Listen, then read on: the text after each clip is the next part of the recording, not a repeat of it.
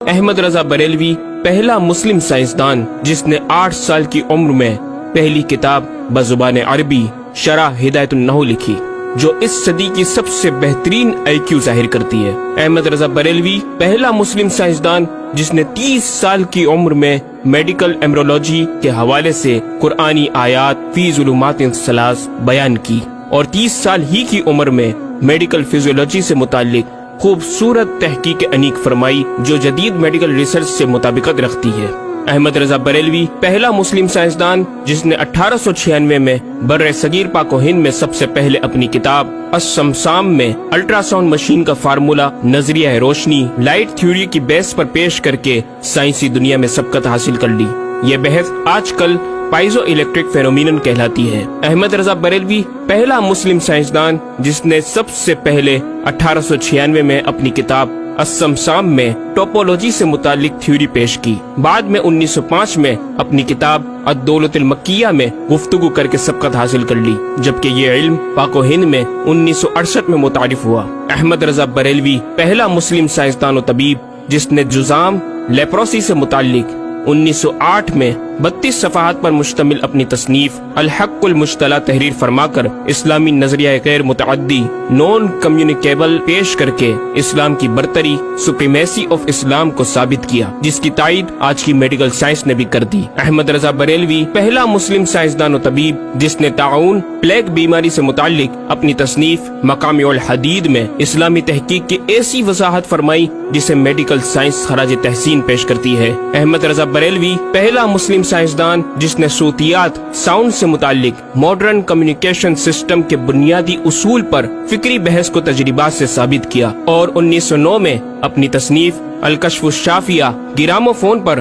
تلاوت قرآن سننے کے جواب میں تحریر فرمائی اور تحقیق کی کہ آوازیں فضا میں موجود ہیں۔ مفکر اسلام نے اس رسالے میں ابتداً فوٹوگرافی اور فونوگرافی کا فرق ظاہر کیا، نیز ساؤنڈ تھیوری پیش کر کے کان کی ساخت anatomy of the muscles tensor اور ایئر آؤٹر اور مڈل کو سماعت کے لیے ضروری بتایا، جس کی تائید جدید فزیکل سائنس نے بھی کر دی ہے۔ یہ بحث آج کل ڈیمپڈ ہارمونک موشن کہلاتی ہے، جبکہ علم صوتیات پر آپ کی ایک اور تصنیف البیان الشافیہ حکم فونوگرافیہ بھی ہے۔ احمد رضا بریلوی پہلا مسلم سائنسدان جس نے وضو اور غسل کے پانی پر پوچھے گئے ایک چھوٹے سے سوال کے جواب میں فزکس کے موضوع پر فلوئڈ ڈائنامکس سے متعلق تصنیف الدقۃ والتبیان 1915 میں لکھ کر جدید سائنسی اور فقہی انداز سے تحقیق کے انمول موتی بکھیرے اور پانی کی 307 اقسام بیان کی، اور ایک کتاب النور والنورق تحریر فرمائی جس میں پانی کی فزیکل پراپرٹیز کو 43 قسموں میں تقسیم کیا۔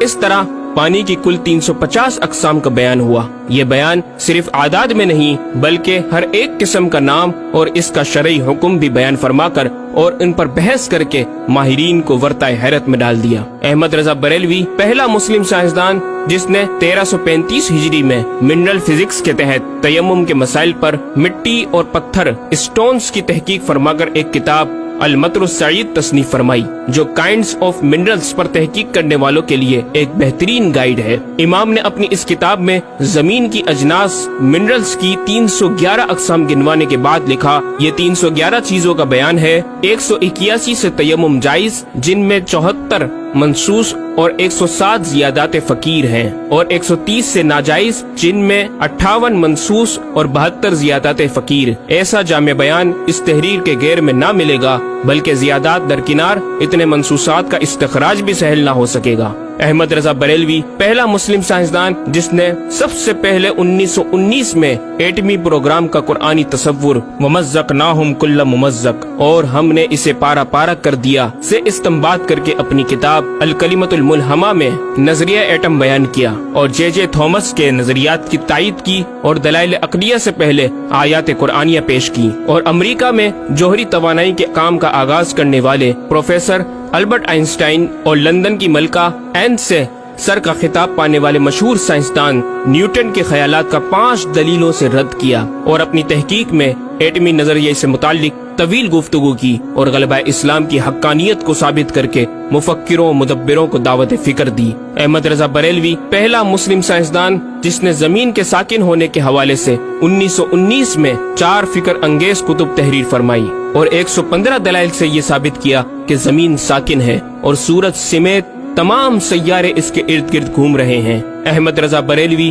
پہلا مسلم سائنسدان جس نے علم البحر اوشینوگرافی پر بھی قلم اٹھایا اور حرکت زمین کی تحقیق میں اپنے رسالے فوز مبین ہی میں ایک باب علم البحر کی ذیلی شاخ مد و جزر ٹائڈز جسے جوار بھاٹا بھی کہا جاتا ہے پر بحث و تحقیق کی۔ احمد رضا بریلوی پہلا مسلم سائنسدان جس نے 17 دسمبر 1919 کو دنیا میں ہونے والی ہولناکیوں کی دنیا بھر کے اخبارات میں پیشن گوئی کرنے والے فرانسسکو امریکہ کے ماہر ثواقب میٹرولوجسٹ پروفیسر البرٹ ایف پوٹا کا زبردست رد بلیغ اپنی کتاب الکلمۃ الملہمہ میں فرما کر ماہر علوم فلکیات ایسٹرولوجسٹ کی فہرست میں بھی اپنا نام لکھوا دیا۔ احمد رضا بریلوی پہلا مسلم سائنسدان جس نے زلزلے ارتھکوئک پر آج سے 115 سال قبل 1327 ہجری میں تحقیق فرمائی۔ ایک نظریہ یہ تھا کہ زمین ایک گائے کی سینگ پر ہے اور وہ مچھلی پر کھڑی ہے، جب اس کا سینگ تھک جاتا تو وہ دوسرے پر بدل لیتی جس کے سبب زلزلہ پیدا ہوتا۔ بریلی کے مدبر اعلی حضرت نے اس بات کو نہ صرف بے اصل قرار دیا بلکہ زلزلے پر مزید تحقیق اور دلائل دیے کہ اس کا اصلی باعث آدمیوں کے گناہ ہیں اور پیدا یوں ہوتا ہے۔ ایک پہاڑ زمین کو محیط ہے،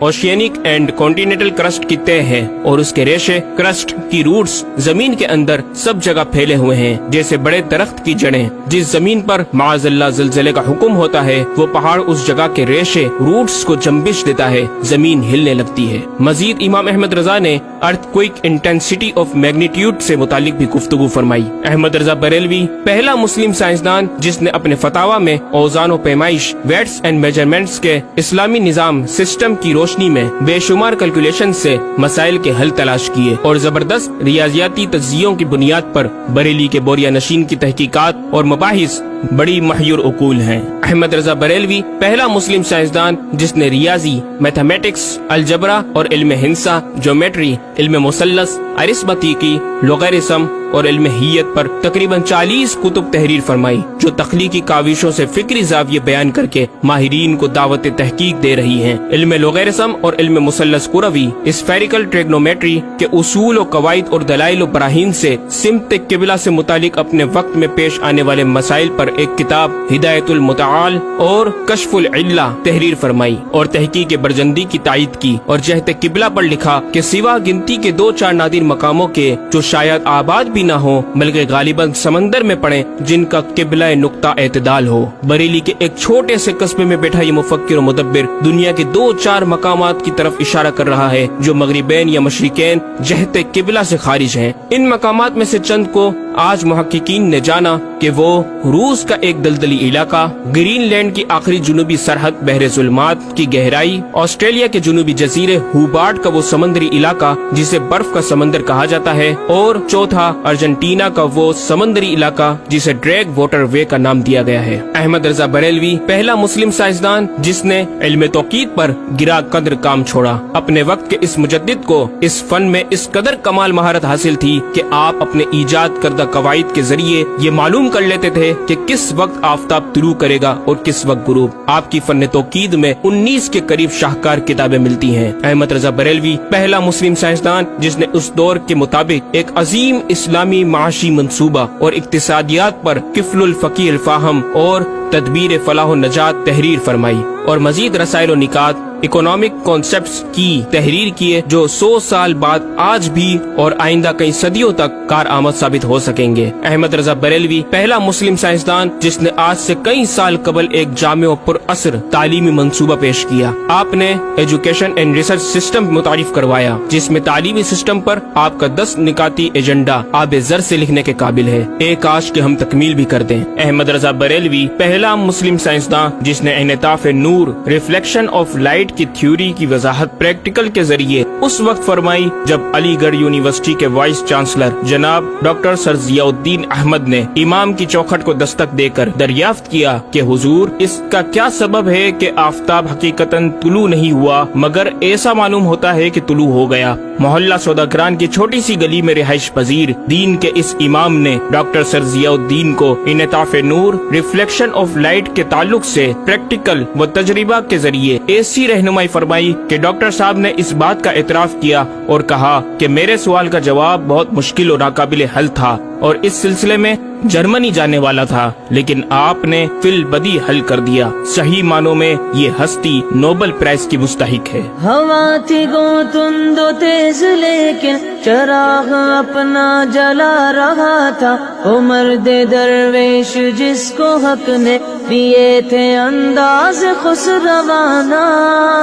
احمد رضا بریلوی پہلا مسلم سائنسدان جس نے 14ویں صدی کا سب سے بڑا فقہی انسائکلوپیڈیا العطایہ النبویہ فی الفتاوی الرضویہ معروف بہ فتاوی رضویہ جہازی سائنس کی 12 ضخیم جلدوں پر محیط عالم اسلام کے لیے لکھ چھوڑا۔ احمد رضا بریلوی پہلا مسلم سائنسدان جس میں علم عروض میں بیش بہا خزانہ حمد باری تعالی، مدح خیر الانام، مناقب، تاریخی قطعات کے علاوہ دیگر علوم و فنون پر بھی اشعار لکھ کر شاعری کو فروغ دیا۔ احمد رضا بریلوی پہلا مسلم سائنسدان جس کی تحقیقی خدمات پر کثرت سے ایم فل اور پی ایچ ڈی مقالات لکھے گئے اور ان پر محققین نے اعلیٰ ڈگریاں حاصل کی۔ اسلامیہ کالج لاہور کے پروفیسر مولوی حاکم علی بی اے نے امام اہل سنت سے زمین کی گردش سے متعلق سوال میں آپ کو کچھ اس طرح مخاطب کیا کہ غریب نواز کرم فرما کر میرے ساتھ متفق ہو جاؤ تو پھر انشاءاللہ تعالی سائنس کو اور سائنسدانوں کو مسلمان کیا ہوا پاؤ۔ جواب میں آپ نے ایک تحقیقی کتاب نزول آیات فرقان تحریر فرمائی اور اختتام پر پروفیسر صاحب سے